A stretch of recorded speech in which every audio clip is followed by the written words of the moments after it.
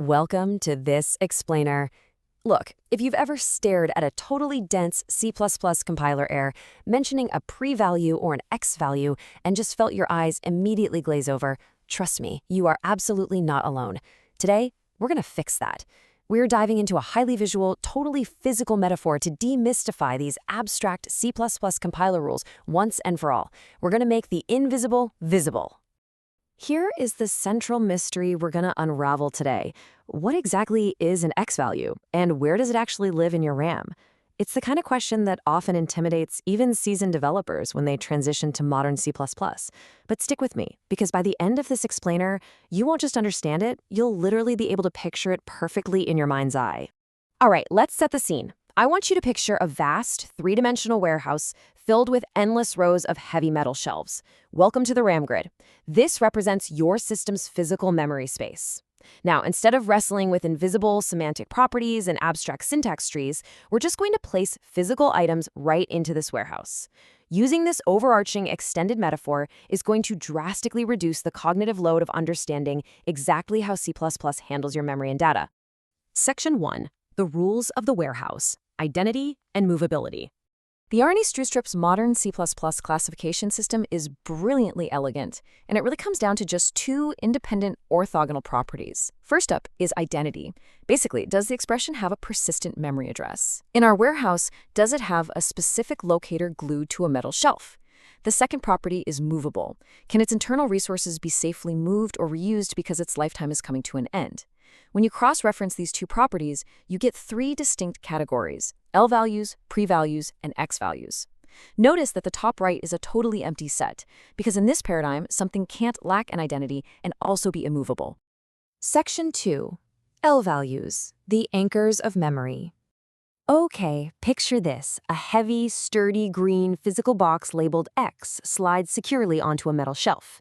Then a loud label maker clacks and stamps a permanent address right onto the metal edge, 0x7FFF. This box right here is your L value, or locator value. It firmly possesses identity because it has that permanent shelf locator. But crucially, it is not movable. It's an anchor. You can't just snatch this box away because other parts of your program might be relying on it being right there in that exact spot. Whenever you write a named variable, use a reference, or type a string literal like hello, you are creating one of these sturdy green boxes on a shelf. Section 3. Pre-values, the ephemeral computations.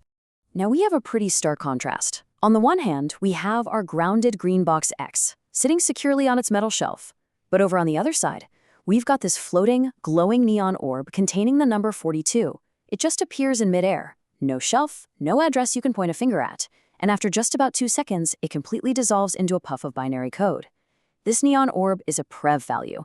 It computes temporary values, like the literal number 42, a Boolean true, or the fleeting result of adding two numbers together.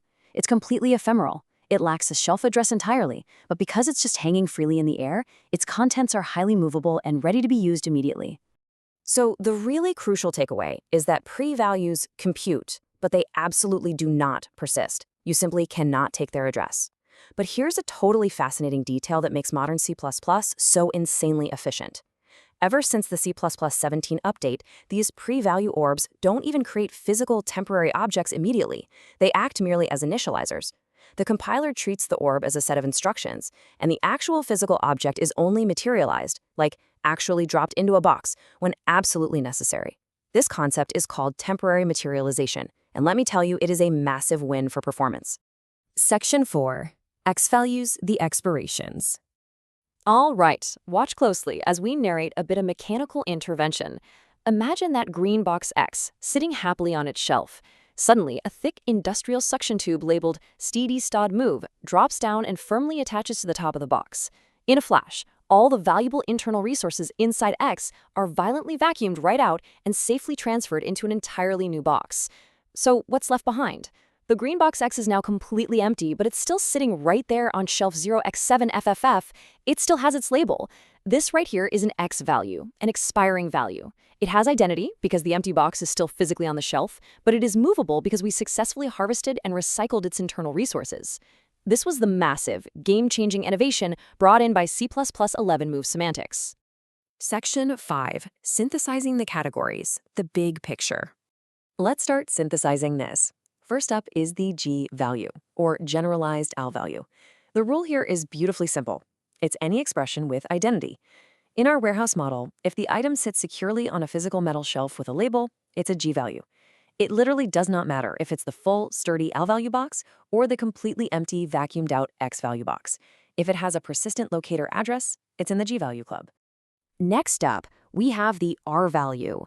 This category captures any expression that can be safely moved.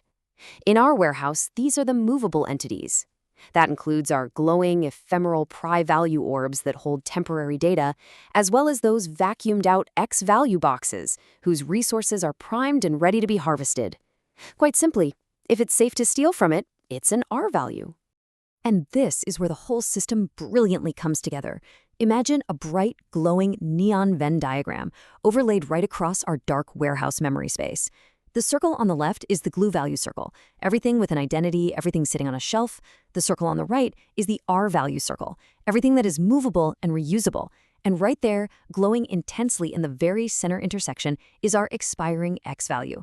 It perfectly straddles both worlds. It has a spot on the shelf, and its contents can be safely moved. So why does all of this actually matter? Well, as the quote goes, these value categories represent a core semantic property of every single expression in C++. This is not just academic trivia. When C+111 introduced move semantics and C++17 refined it with temporary materialization, they fundamentally changed how fast and efficient our programs can be. Grasping this specific taxonomy is an absolute requirement for writing optimized, modern, high-performance C++. You really have to know when you're copying a heavy box, when you're stealing from an empty one, and when you're just dealing with a fleeting floating orb. Which leaves us with one final thought to chew on. The next time you sit down to compile your code and the compiler throws a fit about rvalue references or temporary objects, I want you to step right back inside this warehouse.